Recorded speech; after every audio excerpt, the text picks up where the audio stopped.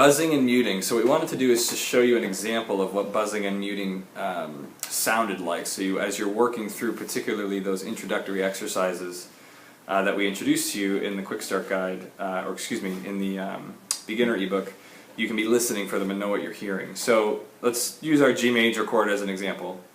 I'll play it like this.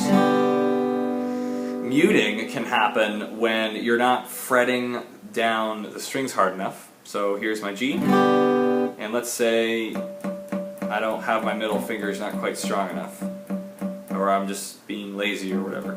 If I don't press the fret down hard enough, pressing it down hard enough, and if I'm lifted up a little bit, my finger is not actually touching the fretboard. And what happens when that happens is this. Right? That's muting. What buzzing is when your fingers that you're fretting are not in the correct position. So the one that I saw the most often with the 4 core chords when I was teaching one-on-one lessons was with the G major chord and was with this finger in particular. So this finger sometimes would creep over the fret, over the 2nd fret, and would actually be placed just barely in front of it. So they would be touching the fretboard for sure and touching the fret at the same time. There you go. That's your buzzing. So if you hear buzzing, then you know that your position on the plane of the fretboard is not correct.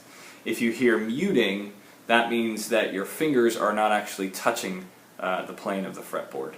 So as you're practicing your chords or your chord changes, and I'll tell you, even today when I'm playing a more complicated tune, I slow these chord changes down very slowly to make sure that I'm not having any buzzing or muting happening where I don't want them to be. So that's buzzing and muting in a nutshell there for you.